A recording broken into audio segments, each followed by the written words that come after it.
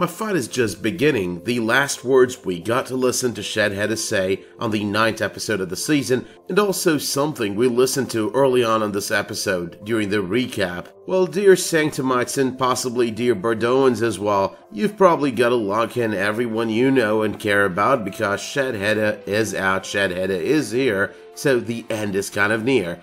Yes, it is kind of scary the way he says those words, it is kind of worrisome, and it is kind of worrisome as well the way he handles things on this episode. So welcome back guys to my review of the 10th episode of the 7th and unfortunately final season of the 100, otherwise titled A Little Sacrifice. So first and foremost, let's answer that question. Why was Indra so stupid to leave the faithful with Russel, aka Sheidheda? Sorry, gonna keep making that mistake, but nonetheless, why was she so stupid not to kill him herself, but rather leave him with them?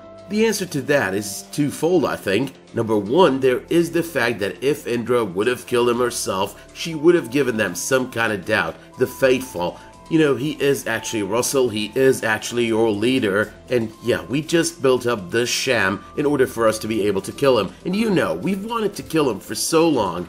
Now that would have been an even bigger problem, so I think Indra was kind of trying to avoid that. But there's also number two, there is the fact that they were too many people. I mean, when you think about it, Sheidheda, no matter how powerful he is, he should have been beat down by them. But then there was that one thing that she never accounted for. You know, these people, they're a bunch of cowards. Not in the literal sense, but more in the sense that they don't really know how to decide for themselves, how to pick up their own battles, and they've always been used to being told what to do by their gods, the Primes. But okay though, let's leave the question from the previous episode behind, even though it does lead into this episode, so I thought it was important to respond to those comments about Indra's so-called stupid mistake. But now anyway, let's talk about the events of this new episode. Now first and foremost, when this episode started, I was thinking, okay, this episode has got major death vibes written all over it. The major death I thought we would get was basically on the Sanctum side rather than the Bardo side. Now, it does seem like we've got two deaths on this episode. I mean, we're not really sure about the fate of Indra, but it is possible that Indra is alive, so I'm not going to count her death yet. But yeah, Dioza, that one is pretty clear. She's dead by the end of the episode. Her fight is over, you know, that's what they always say. But the thing is, that kind of complements the fact that Sheidheda started this episode in that recap, talking about his fight just beginning. Now on the Sanctum side, and that's the side I'm going to start with, Sheidheda starts off by threatening Maddie, you know, Neil or everyone that you love dies, as opposed to his usual threat, Neil or die. And that's basically because he is worried about the repercussions at this point of killing Maddie. But the man has always been one step ahead since the beginning of the season. There's no reason that would change on this episode. He is actually one step ahead on this episode as well, at all times. Like everyone's going in to save the faithful while he's already with Maddie. They're looking for Maddie, trying to make sure that she is safe, that he did not get to her, and he's already broadcasting to everyone, you know, I am your true leader, you've been lied to. But even the moment that Indra walks in kind of challenges him to a conclave, he's basically ready for that. He's been planning for that. He does mention at the beginning of the episode when talking to Maddie, in a manner of speaking, that Indra is kind of like a thorn in his back, and this for him is the perfect opportunity. Yes, I'm gonna challenge you, and I'm gonna kill you, or I'm gonna have you kneel. In both cases, I win. Now, we know Indra so well, we know she was never gonna kneel on her own. Maddie's actions, that's what led her to kneel. You know, Maddie stepping in, trying to make sure that Indra is safe, taking out Russel's eye, or at the very least seeming like she took out Russel's eye. That was pretty ugly, by the way, but nonetheless, she did what she could, acted like the leader that she was supposed to be to begin with when she had the flame in her. Even though she did not fully succeed, Sheidheda took over, took control, almost killed Maddie, and that's when Indra had to kneel. But that though brings us to the two kill orders, two that have been foreshadowed from the very beginning of the episode. You know, one on Maddie and the other one on all the faithful, because he's dirty enough he does not want someone who would ever even think about the possibility of revenge against him for killing their families, their parents, their brothers and sisters and their kids. You know, he wants the kids dead as well. And speaking of the first one, the Maddie Order, that's pretty obvious why. I mean, she's the only one who could challenge him for reign over the Grounders, and that's why he would never let it go. He would never allow it, especially after she's defied him in front of everyone. But alright though, the question of whether Indra is dead or not, or whether she'll die or not, that's up for grabs. I don't think she's dead. I think one major death is more than enough for one episode. Before I move on as well to the Bardo arc, I want to say something here. A lot of people have always wondered why John Murphy happens to be my favorite character on this series, something that I've as well mentioned repeatedly over the course of 2 seasons so far that I've reviewed. Now the answer is exactly this episode, the words of Al Pacino on Scent of a Woman. You know, when the shit hits the fan, some guys run and some guys stay, and John Murphy is pretty much Charlie. I mean, John Murphy might do a lot of wrong shit, might do a lot of shit that's quite questionable, but when the shit hits the fan, when it is the moment of truth, he's gonna make the right choice. He's gonna choose to be a hero, he's gonna choose to protect the people that need protection and that need help, and not just his friends, not just his team, everyone. But that though is one of 2 arcs on this episode. Let's talk the second arc, the Bardo side of things. Okay, so in my opinion, the MVPs of this arc happen to be Dioza, followed by Jordan. In the episode as a whole, I'm thinking Dioza, then Indra, then Jordan, because Jordan was such an asset on this episode, unexpectedly an asset.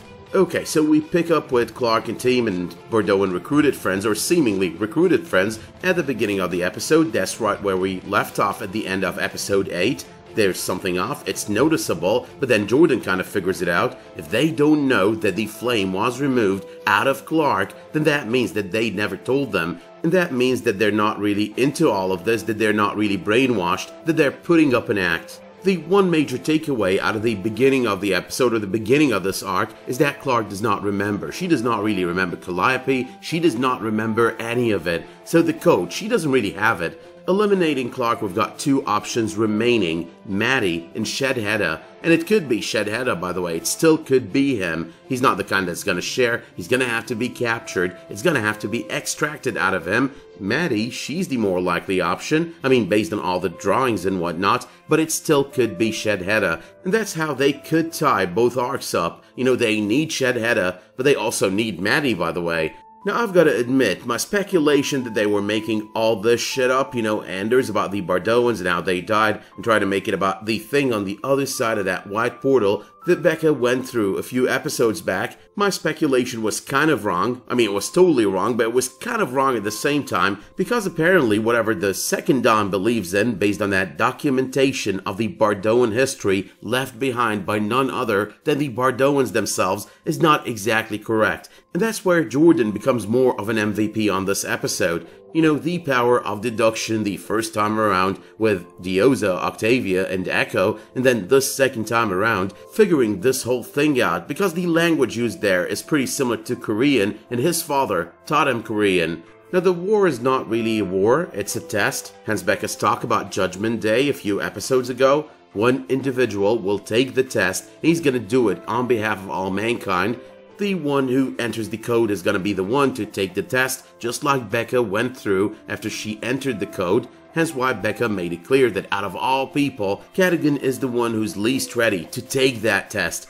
I did love at this point how Gabriel's words echoed those of Becca's. If there's a test to decide the fate of the human race, Bill Cadogan should not be the one to take it.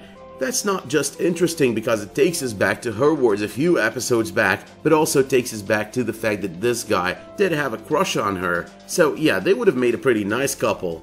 But that also brings us to Sheidheda and Maddie and her drawings. So Sheidheda might have the code. I'm thinking it is a possibility. I'm thinking Maddie may not have it. Now some of you are going to be like, but Maddie is the one doing all the drawings. Okay, the drawings could be about her being the one knowing the code. Or it could possibly be about her being the one. You know, she is probably the one. So they're going to extract the code out of Sheidheda. He's not really a sharer, so he's not going to give it willingly. But they're going to extract it out of him. Maddie is going to take that code. And she is going to be the one to go through that test, you know, to try and save everyone. And that's kind of pretty clear with what she does on this episode. She's going to be the real commander, the one that actually saves everyone, the one that gets stuff done, rather than being the one that wants to bloody her hands in order to reign over everyone. let's not forget as well that it does seem that Sheidheda crew are not going to be very big believers in Sheidheda, so Maddie has got a chance to be the chosen one, the one that actually saves everyone and becomes commander, not because she tried to, but because she deserves it. But okay, let's go through some points real quick over here. Number 1, it is official, it is confirmed, Calliope was the first Flamekeeper. So far, there is no mention of her being possibly the second commander after Becca, the first actual commander in my opinion. So for the time being, we gotta take that at face value. We're not gonna get any more answers probably until the prequel of the series. So no, it makes no sense to venture into unanswerable questions at this point in time. But number 2, I loved how Echo was the smartest of them all. Like, she's totally tricked Anders, had the guy wrapped around her fingers believing that she was the top of her class. She cheated to become the top of her class, acted like she's a believer. She's also betrayed her friends in a way or two and almost sent Hope to her punishment, but she had a plan all the time. She was planning to save Hope and not let her end on Skyring or penance. Number 3, Cadigan might claim that he does not think he's a god, that his proof for that is that he does not believe in God or in gods, but then he claims he believes he's chosen. So I'd say potato, potato, you know, you're thinking you're chosen, you just think you're a deity, only a play in words. You even referred to yourself earlier in the episode as a god that everyone worships. So he is trying to sound convincing, trying to sound like he is the good guy, but in the end, he's just the same guy. He just wants to unlock that portal and see what's on the other side, doesn't care for anything else. Number 4, I love the many misdirects on this episode. Like, I've always thought that we're gonna get a confirmation by the end of the episode that Indra is dead. Now that we've not gotten one, I don't think she is. But instead it was Dioza. She sacrificed herself to save the people in Bardo and also to save her daughter and every one of her friends. But there was also that other misdirect, you know, Gabriel having lunch with Bill Cadigan. Bill Cadigan seemingly for a moment there convincing the guy of all of it. I was like really worried there. But Gabriel though came through, he did not fall for it. I mean, Gabriel has this need for scientific knowledge, and he would probably love to know what's on the other side of that portal, what the stone can do, more than what he knows already. But yeah, he resisted that, decided to stick with his gut, and decided that Bill Cadigan is not the person to share this information with. But number 5, Nyla does not usually have a lot of lines on an episode. Did like that she had a lot more to do on this one. My favorite quote on this episode was actually one out of Nyla. You know, speaking of the last war, every war seems like the last war until the next, which when you think about it is also true to our reality. But moving on to number 6, there were a lot of hidden references to previous seasons, but the one that really stood out was when Clarke told Echo, you know, about a choice like this one, the one that she's about to make, killing all these people, how it's gonna stay with her. That was a reference to her choice with Mount Weather on the 2nd season of the series. Love the quick callback there. But finally though, on the list of stray and quick points, let's talk number 7, Anders is dead, thanks to Hope. And even though we lost Dioza, we also got to lose Anders, and that was pretty good. I mean, I've always wanted to see him die since the first moment that I laid eyes on him, showing up on the series. But with all the talk about Bellamy, you know, him being dead, this is not what he would have wanted or what he would have done. With all that talk, the next thing we do get to see is Bellamy on next week's trailer. Etherea, that's the title of the episode, that's where Bellamy is, and for those who are really dying to see all the planets out there before the end of this season, even though that would mean the story might end up being compromised, that's the last planet probably we're going to be seeing, and that's going to be on next week's episode.